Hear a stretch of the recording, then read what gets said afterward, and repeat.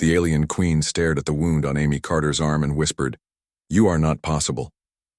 Amy tried to stay calm as the tall, blue-skinned queen looked at her injury. 5 days ago, during the crash landing on planet Zoria, Amy had cut her arm, on sharp metal. The wound was already healing, showing pink skin underneath. The queen named Alara touched the healing skin with one long, 7-fingered hand. "Our experts say humans are weak, yet you heal faster than any species we have ever seen." Alara stood 8 feet tall with glowing golden eyes that seemed to look through Amy. Her head was covered with small crystal formations that shined in the soft light of the medical room. "It's nothing special," Amy said, trying to sound normal. "Just how human bodies work." Alara made a sound like small bells, which Amy realized was laughter. "Nothing special," she says. The queen spoke to the other alien females in the room. "The human lives through a crash that would kill our best fighters, heals at an impossible rate, and says it's nothing." Amy had been the only one to live when her science ship crashed on Zoria. She expected mean aliens. Instead, these women had saved her, treating her with a mix of fear and wonder. The head scientist, Vela, came closer to Amy. "Our tests show your body has metals in it." Her voice sounded like water flowing. "How do you live with metal inside you?" Amy smiled. "Iron in our blood helps us carry oxygen. Your people don't have that." The aliens looked at each other. "You breathe oxygen," Alara said. "A gas that causes rust, and your blood has metal, yet you think you are weak." "Compared to you, we are," Amy said. "Your skin can take radiation levels that would kill us, but we cannot heal like you," said Alara. "A cut like yours would need many treatments for us, and your strength, even though you are small, you broke the ties we put on you when we found you, ties made to hold beings twice your size." Amy felt her face turn red, remembering how she had panicked when she woke up in a strange place. "Sorry about that." "No need to say sorry." Alara said it was very amazing. Vela, the scientist, came with a small machine. "May I check your brain? The readings are unlike anything we have ever seen." Amy nodded, and Vela moved the scanner over her head. "Amazing," Vela whispered. "Your brain paths, your kind must think at fast speeds." "Actually, humans are pretty normal," Amy explained. "We're not the strongest or fastest on our own planet." This caused another wave of bell-like laughter among the aliens. "You think you are normal," Alara said. "Yet you can live in many places with ease. You heal from hurts that would kill us. Your strength for your size is more than our best fighters and your brains." She pointed to the scanner. "Your ability to think of new ideas is beyond our tests." Amy had never thought humans were special. The Zorians, with their ability to sense energy fields and live in radiation, had seemed far more advanced as the day went on, more alien. Women came to see the human visitor. Each one had questions about Earth and human life. Amy tried to answer them all while learning about Zoria too. The Zorians lived in tall crystal cities. They used the energy from their twin suns to power everything. They had no word for war in their language, but they feared the deep space beyond their world. "Why do you travel in space if it's so dangerous?" asked a young Zorian named Lyra. "To learn to explore. To find others like you," Amy said. "Humans are curious. We need to know what's out there." "Even if it might kill you?" Lyra asked with wide golden eyes. "Sometimes because it might kill us," Amy said. "We like to test our limits." This made no sense to the Zorians, who valued safety above all else. Their world was safe. Their lives were long and peaceful. But Amy could see a new light in some of their eyes, a spark of something they had never felt before. Alara watched from across the room. Her face showed deep thought. The human was changing things. Just by being here, the queen wondered if this was good or bad. That night, Amy couldn't sleep. She walked to a big window and looked at the alien city. Towers of crystal reached to the sky. 2 moons hung low, making everything shine. "You should be resting." Alara's voice came from behind. "I'm not tired," Amy said. "Your world is too beautiful to miss by sleeping." Alara stood beside her. "You are the first being from another world we have met. We thought all others would be like us. or better than us. We never thought they would be so different, yet so. She paused, so much more alive. Amy looked at her. What do you mean? My people live long, safe lives, said Alara. We do not take risks. We do not change. We have been the same for thousands of years. But you crash on our world hurt and alone. Yet you show no fear. You speak of your weaknesses openly. You laugh at danger. You sleep and trust us not to harm you. These are not the actions of a weak species. Amy smiled. Maybe strength isn't what we think it is. Alara nodded slowly. Perhaps you are right, human. Maybe there is more than one kind of strength. The first day on Zoria was ending. Amy didn't know what would happen next. But for the first time since the crash, she felt hope. Perhaps she was not just a lost human. Perhaps she was the bridge between two worlds. The second day on planet Zoria began with a bright light filling the crystal room where Amy slept. She opened her eyes to see both suns rising, casting rainbow colors across the walls. A young Zorian named Mira waited by the door. The Queen asks for you to join the council, she said with a small bow. This is a great honor. No outsider has ever seen the council. Amy followed Mira through long halls, made of the same crystal as the buildings. The floors felt warm under her feet and the air smelled sweet like honey. They entered a large round room where 7 tall Zorian women sat in a circle. Queen Alara nodded to Amy. Come join us, human. We have much to discuss. Amy sat in the empty seat, feeling small among these 8-foot-tall aliens, their golden eyes all fixed on her, making her skin tingle. We have studied the data from your ship, said an older Zorian with pale blue skin. Your people have visited many worlds, yet you have not tried to take them by force. This is unusual.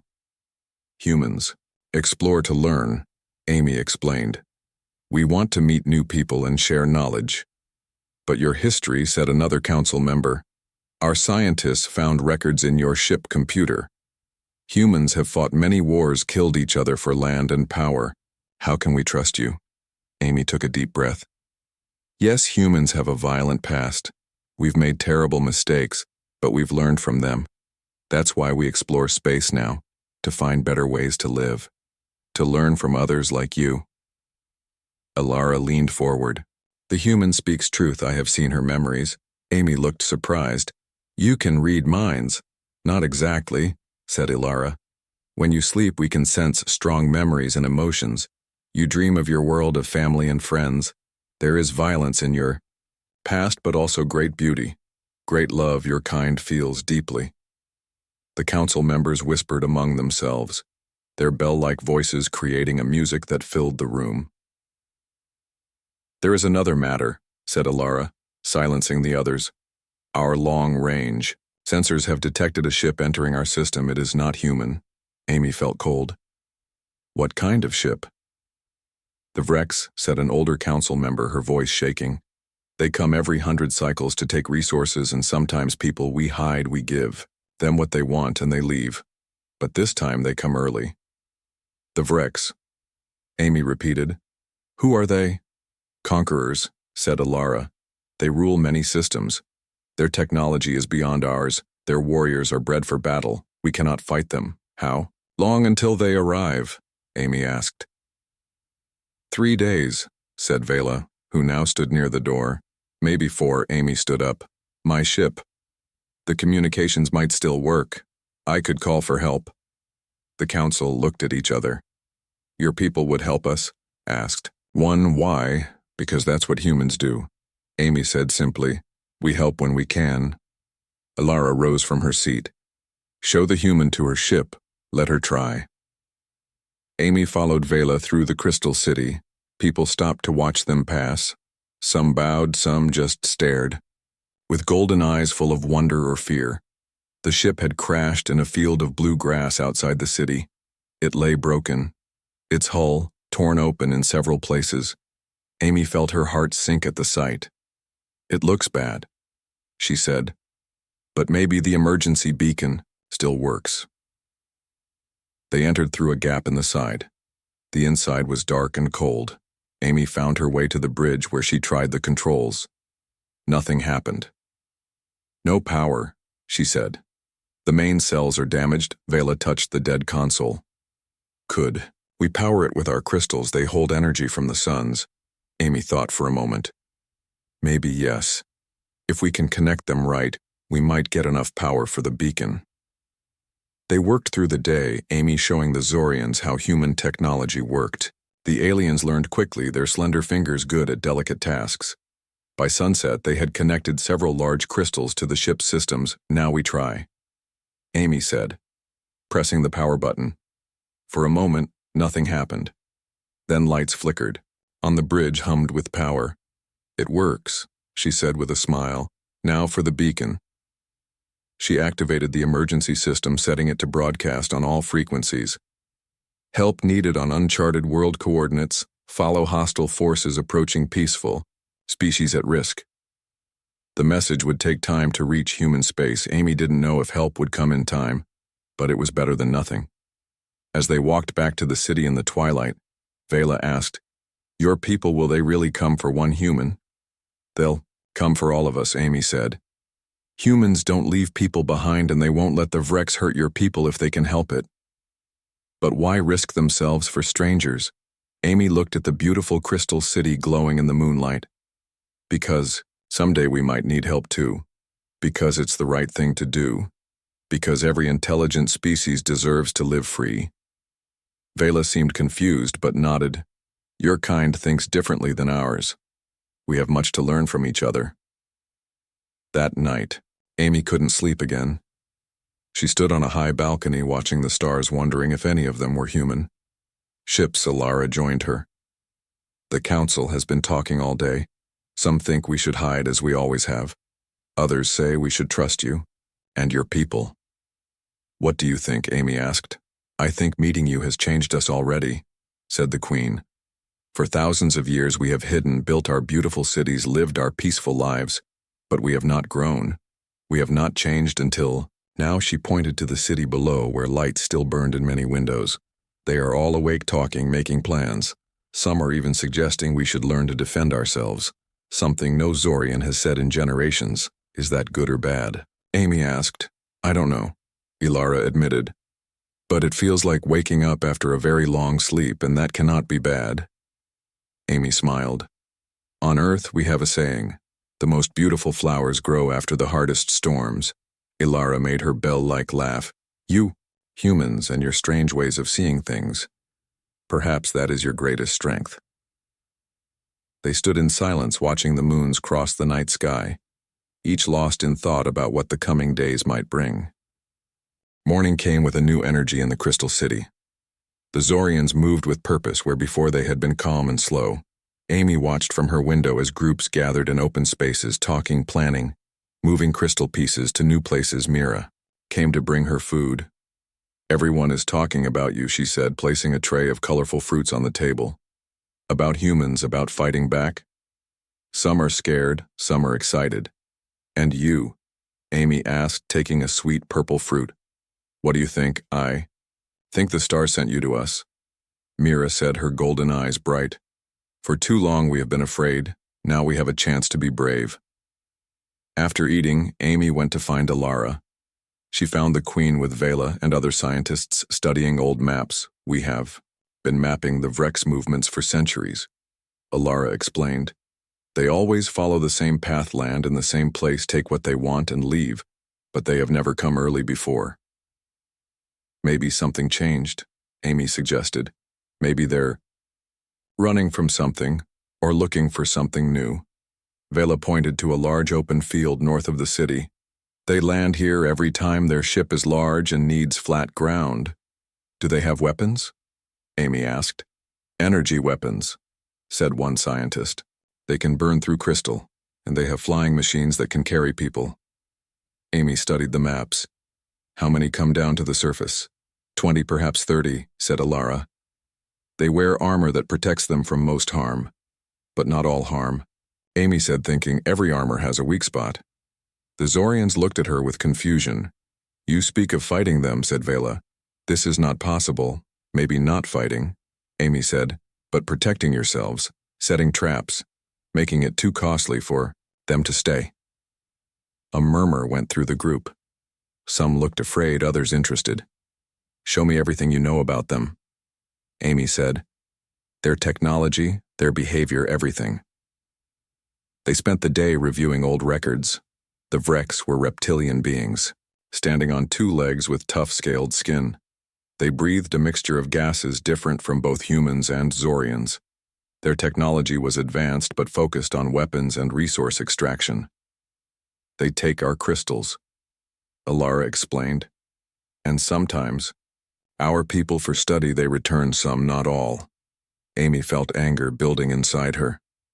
These bullies had terrorized the peaceful Zorians for too long. "Have you ever tried to hide the crystals? Make them think there are none left?" "They have sensors," said Vela. "They can find the crystals even deep underground." Amy thought for a moment. What if we give them something better, something they want more than crystals? What could that be? "Knowledge," Amy said. "Human knowledge. My ship's database has information on hundreds of worlds' technologies beyond what the Vreks have." "You would give away your secrets?" asked Alara. "Not all of them," Amy said. "Just enough to interest them, to make them want to talk instead of take." As they discussed this plan, a young Zorian burst into the room. "Something is happening. The scout crystals have detected movement. Many ships, small ones coming from beyond the outer moon." Everyone rushed to the observation tower. A large screen made of crystal showed the space. Around Zoria, small ships, perhaps 20 of them, were moving toward the planet. "The Vreks," whispered Alara. "But they usually come in one large ship." Amy looked closer at the images. "Those aren't Vrek ships," she said, excitement in her voice. "Those are human shuttles." The room went silent, all golden eyes turning to her. "Your message," Vela said. "It was received." "A patrol must have been nearby," Amy said, hope filling her. "They came." The crystal screen showed the ships entering the atmosphere, moving fast but controlled, heading toward the city. "We should meet them," Amy said. "Show them we're friendly." Alara nodded. "Yes, we will greet your people with honor." They hurried down to the main plaza as the first ships appeared overhead. The Zorians watched in wonder as sleek silver craft hovered, then landed in open spaces. Around the city, more ships were touching down. The door of the nearest ship opened and a woman stepped out. She wore a blue uniform with silver stars on the collar. Her brown hair was tied back and her face broke into a smile when she saw Amy, Lieutenant Carter. She called, "When we got your signal, we couldn't believe it. You've been listed as missing for weeks." "Captain Olivia Wilson," Amy said with relief. "How did you find us so fast?" "The patrol fleet was already in this sector investigating reports of increased Vrex activity," Captain Wilson explained. "Your beacon gave us the exact coordinates." She looked around at the crystal city and the tall blue aliens. "Looks like you've made some friends." Alara stepped forward, bowing slightly. "I am Alara, Queen of Zoria. We welcome humans to our world." Captain Wilson returned the bow.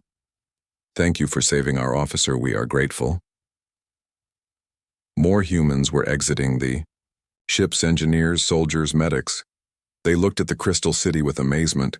"We detected a Vrex battlecruiser heading this way," Captain Wilson said more seriously. "That's why we brought so many ships and personnel. They'll be here in less than 2 days. The Vreks come every 100 cycles to take our resources," Alara explained. "But this time they come early. And this time they'll find something they didn't expect," said Captain Wilson with a determined look.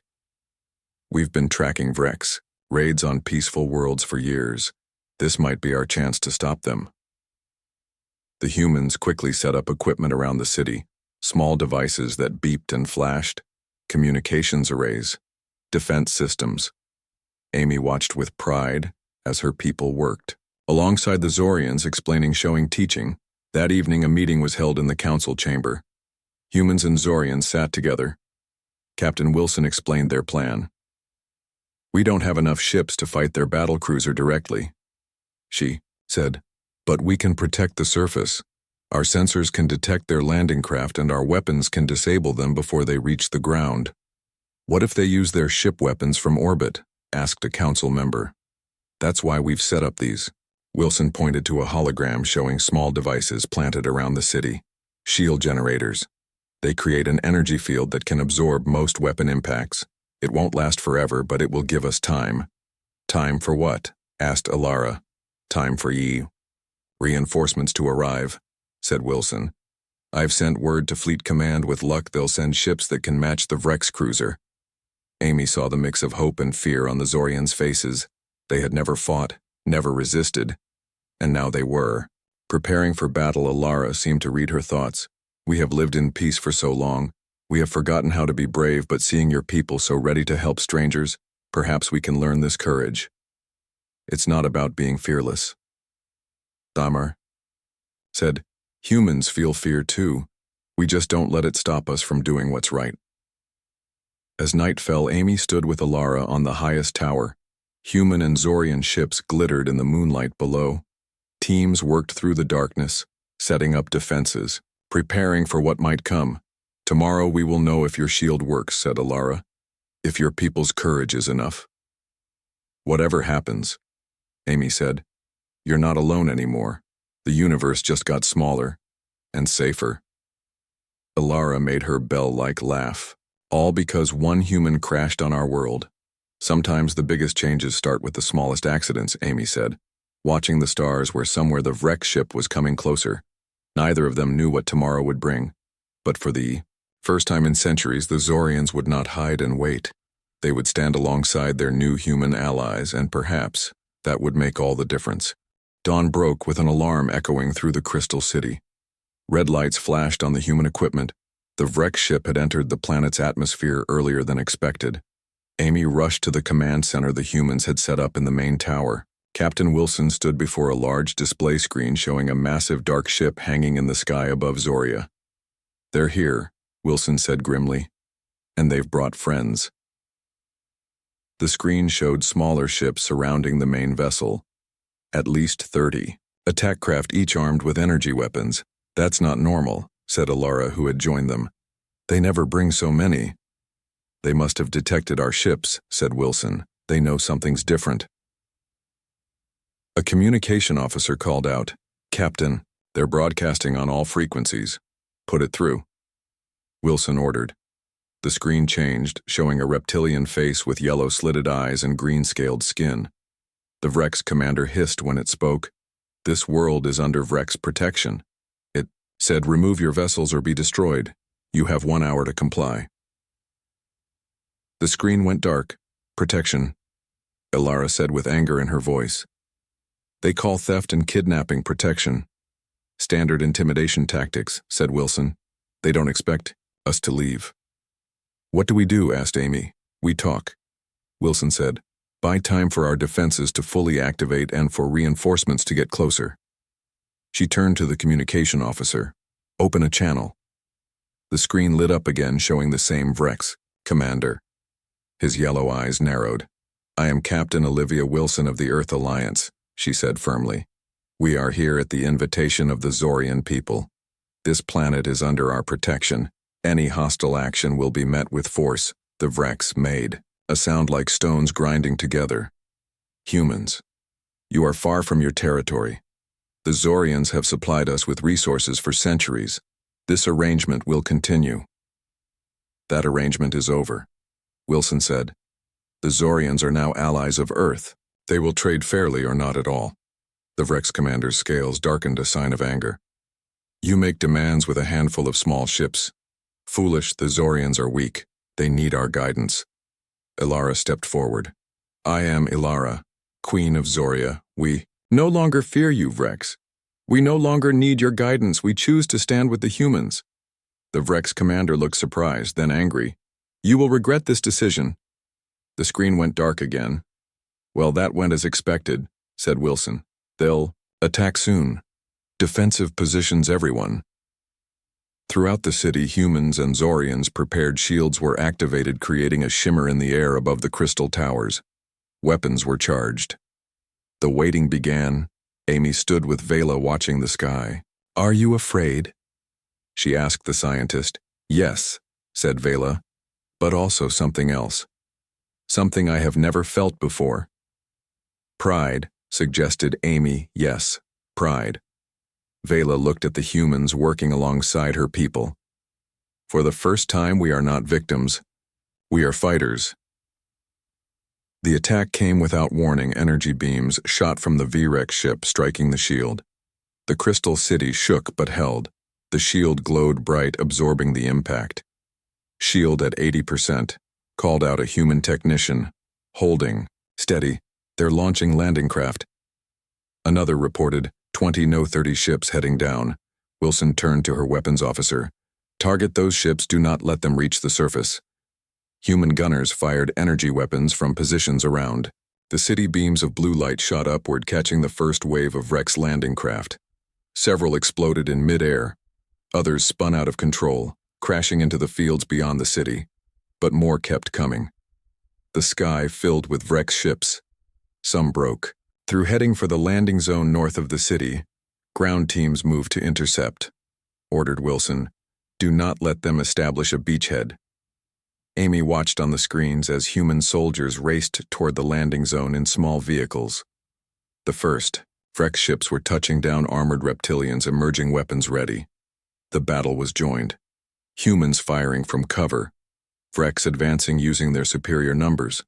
The Zorians watched in awe as beings from two other worlds fought over their fate. "I should be there," Amy said, reaching for a weapon. "No," said Alara. "You are more valuable here. Your knowledge of both sides may be needed." Another blast from the Vrex ship rocked the city shield at 60%, called the technician. "They're concentrating. Fire on Section 3. "Reroute power," ordered Wilson. "Don't let that section fail." On the ground, the battle wasn't going well. The Vrex outnumbered the humans 3-1. Human soldiers were falling back toward the city. "We need to help them," Amy said. Alara looked at Vela, then at the other Zorians in the command center. "Yes, we must." She turned to her people. "Bring the sonic crystals, the ones we use for harvesting." Vela looked shocked. "Those are not weapons." "Today they are," said Alara. Zorians rushed to obey, bringing large crystal formations that hummed with energy. "These crystals create sound waves to break smaller crystals for harvest," Alara explained to Wilson. "But at full power, they can shatter harder materials." "Like Vrex armor," Wilson said, understanding. "Exactly." Teams of Zorians carried the sonic crystals to the edge of the city, aiming them at the advancing Vrex. When activated, the crystals emitted waves of sound, invisible but powerful. The effect was immediate. Vrex armor began to crack. Some warriors fell clutching their heads, others retreated. The human forces rallied, pushing the Vrex back toward their landing ships. In the command center, cheers erupted. But the celebration was short-lived. "The main ship is moving," called a sensor operator. "It's descending, coming down right over the city." The massive V-Rex cruiser blocked out the suns as it lowered toward the crystal towers. "They're going to land on top of us," said Wilson. "Crush the city. Shield to maximum," ordered the weapons officer. "Divert all power." The shield strengthened, glowing brighter as the Vrex ship pressed against it. The city trembled, crystal towers singing with stress. "Shield failing," called the technician. 30%, 20. Amy looked at Alara. "Is there anywhere to evacuate the caves, maybe?" "No time," said the Queen. "Too many people." Just as the shield was about to collapse, a new alarm sounded. A technician shouted, "Multiple ships entering atmosphere, energy signatures matching. Earth Alliance heavy cruisers." The screen showed 3 large human warships descending, fast weapons already firing. The V-Rex cruiser took hits along its hull, forced to pull back from the city. "Reinforcements," said Wilson, with a smile. "Right on time." The Earth ships continued their attack, driving the Vrex cruiser higher.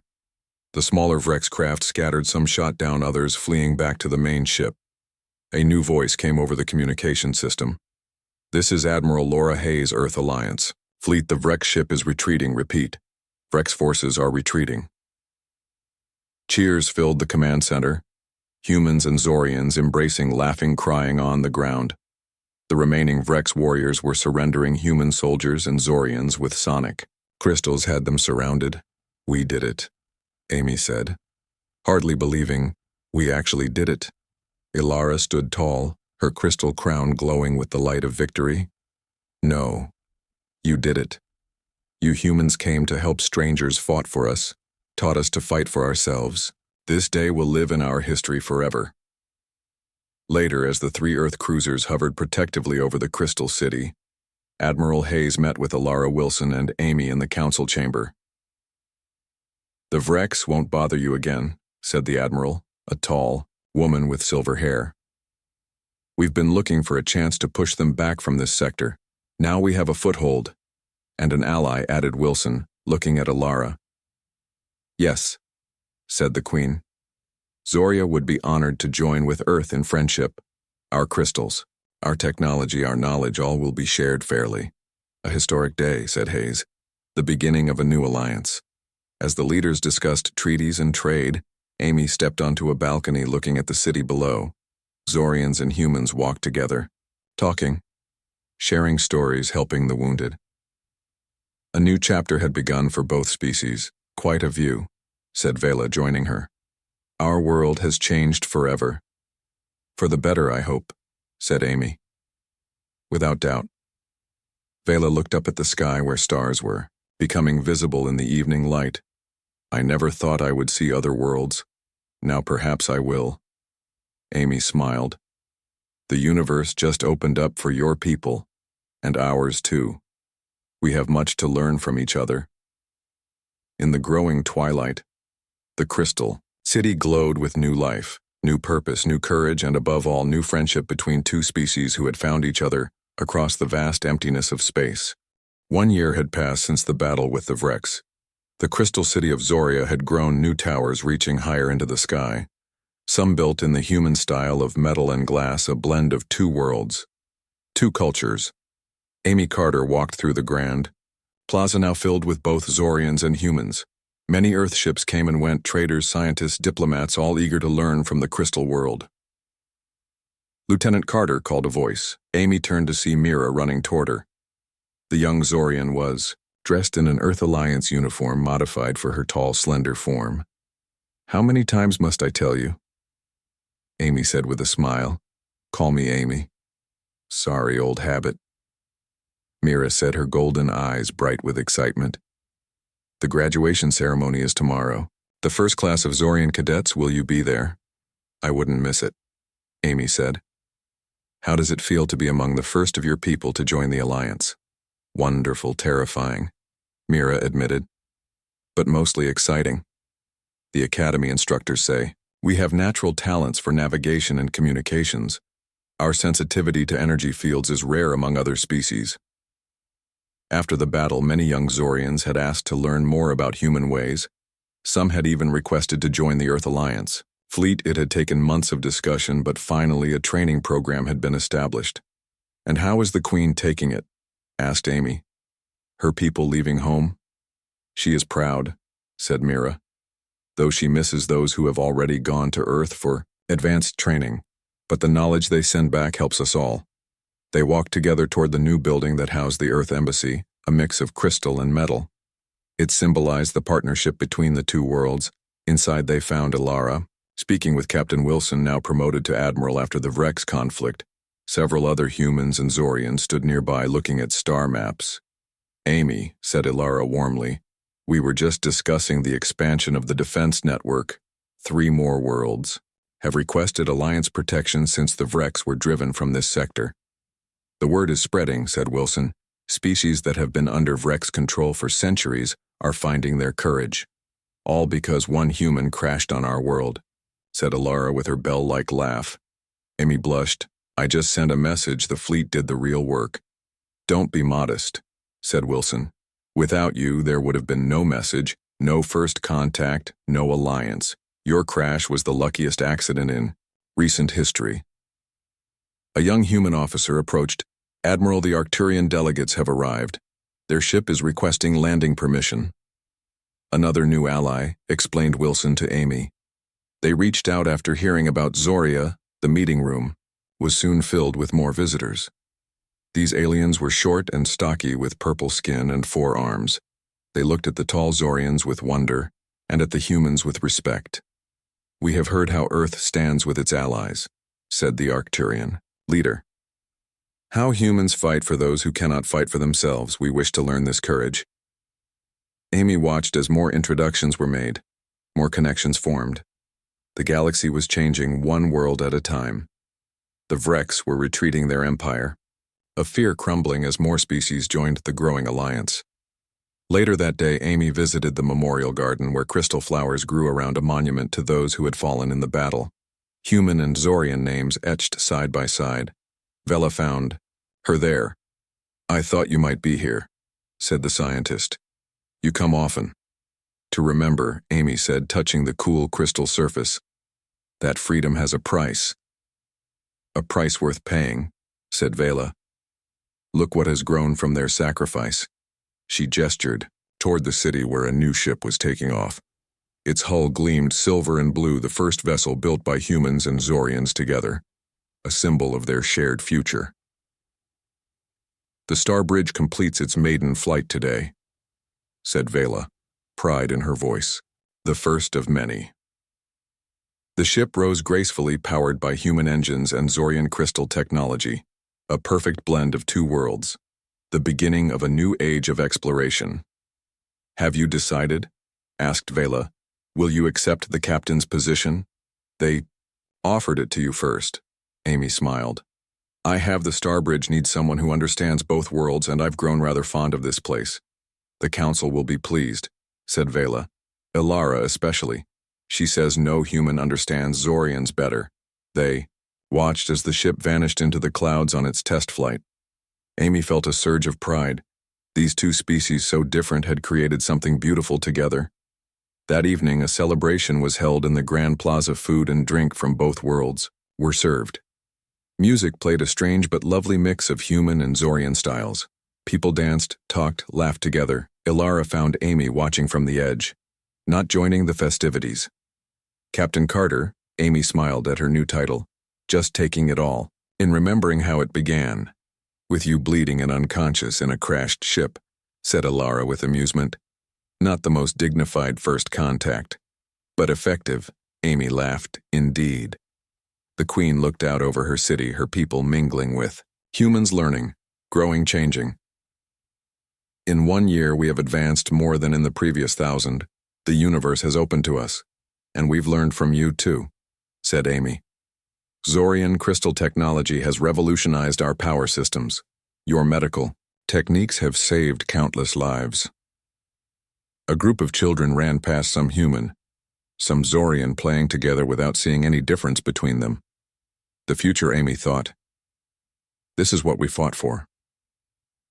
"The Starbridge leaves for its first official mission next week," said Ilara. "The first of the deep space exploration vessels. Are you ready, Captain?"